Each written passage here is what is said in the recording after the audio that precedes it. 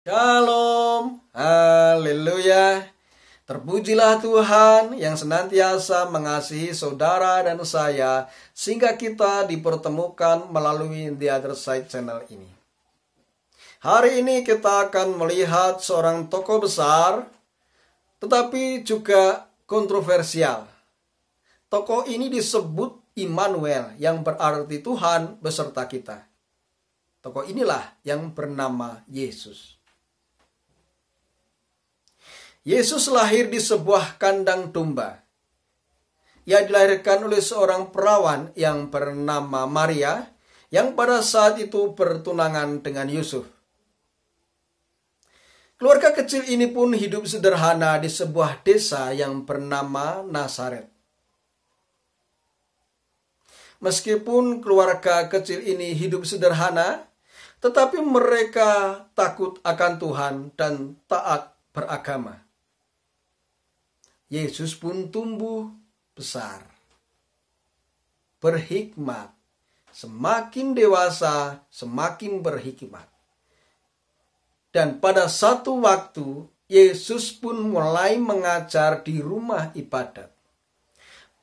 Yesus mengajarkan bahwa kerajaan surga sudah dekat, bahwa tahun rahmat sudah datang.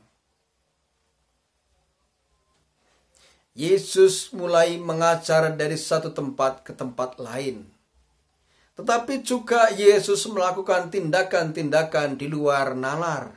Tindakan-tindakan keilahian penuh keajaiban. Yesus pun menyembuhkan orang yang sakit. Mencelikkan mata yang buta. Membuat orang yang tuli bisa mendengar. Membuat orang yang lumpuh bisa berjalan. Bahkan orang yang mati pun dibangkitkannya. Ajaran dan tindakan Yesus yang penuh kuasa ini telah menyita perhatian semua orang. Sehingga banyak orang mulai berbondong-bondong mengikuti dia. Mereka mengikuti kemana Yesus pergi. Mereka ingin menikmati berkat-berkat yang luar biasa. Mereka ingin menikmati mujizat-mujizat yang dahsyat. Tetapi perhatian ini pun membuat para pemuka agama, ahli-ahli Taurat, dan orang Farisi iri hati. Mereka merasa terkesampingkan. Mereka merasa terpojokkan, terhinakan oleh ajaran-ajaran Yesus yang penuh kuasa, oleh tindakan-tindakan Yesus yang penuh keajaiban. Iri hati kaum ini membuat kebencian yang dalam sehingga mereka bersekutu, bersekongkol untuk menjatuhkan Yesus, untuk menyingkirkan Yesus. Berbagai daya upaya, berbagai cara telah dilakukan mereka, namun tidak juga berhasil. Yesus terus mengajar dan mengajar, melakukan mujizat dan melakukan mujizat. Yesus mengajar orang banyak.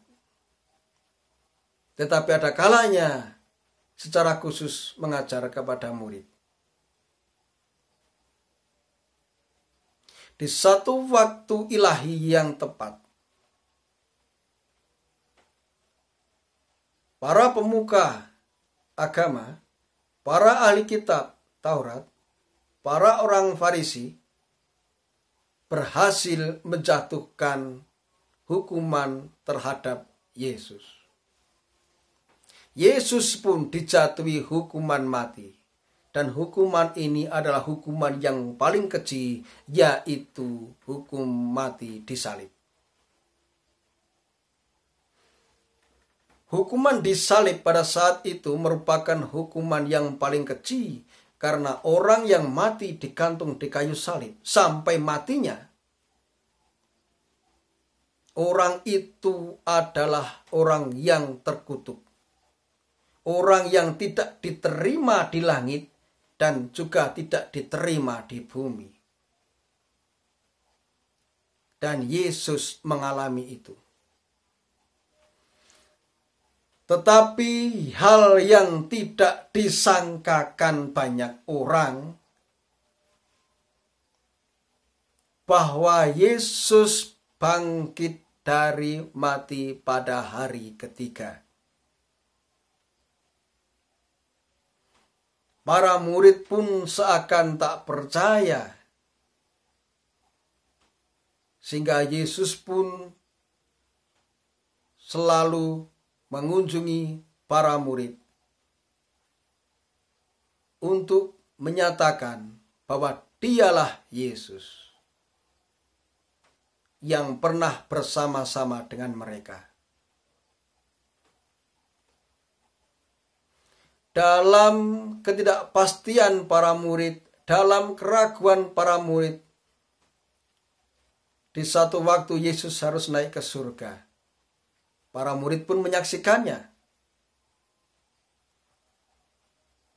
Mereka pun meyakinkan diri mereka.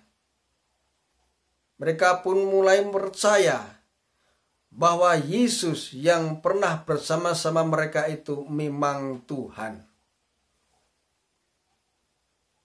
Dalam kekhawatiran mereka, keraguan mereka, mereka terus bersekutu dan berdoa.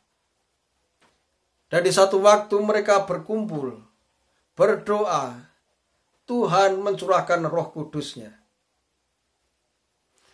Dan semua orang yang bersekutu berdoa pada saat itu menikmati kepenuhan Roh Kudus.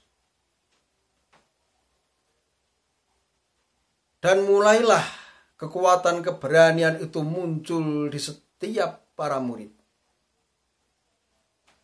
untuk menyampaikan kabar baik dari kerajaan surga, untuk menyampaikan kabar sukacita bahwa Tuhan telah menyelamatkan umatnya, bahwa Tuhan telah menebus kesalahan manusia, bahwa Tuhan telah menyeberangkan kita dari alam maut ke alam surga.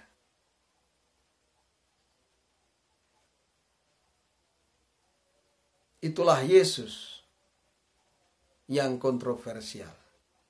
Sampai saat ini tetap ada penolakan.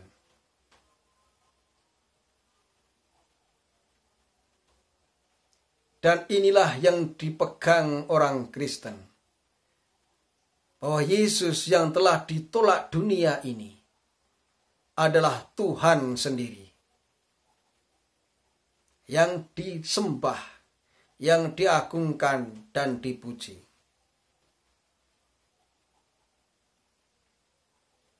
Yesus ini pula lah yang menjadi pegangan hidup orang Kristen, yang menyelamatkan orang Kristen dari hukuman yang kekal.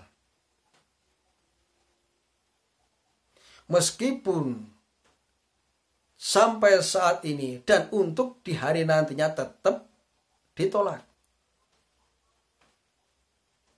Tetapi percaya atau tidak, Tuhan tetap Tuhan. Kita mau percaya atau tidak, Yesus tetap Tuhan. Karena Yesus adalah Tuhan, itu tidak membutuhkan kepercayaan kita. Kepercayaan kita butuhkan untuk kita selamat di akhirnya. Kepercayaan itu yang kita butuhkan untuk selamat setelah mati. Inilah Yesus, juru selamat manusia, yang ditolak oleh manusia. Karena dia pernah menjadi manusia. Dan dia mengaku sebagai Tuhan. Tetapi itulah dia, Yesus. Yang mau kita akui atau tidak, tetap Tuhan. Yang mau kita percaya atau tidak, tetap Tuhan. Itulah Yesus. Jadi keberadaan Yesus adalah Tuhan tidak membutuhkan pengakuan kita. Pengakuan kita menyelamatkan kita dari pengadilan di akhirat nanti. Itu sekilas tentang seorang tokoh besar yang kontroversial. Itulah sekilas tentang Yesus, Sang Juru Selamat. Terima kasih.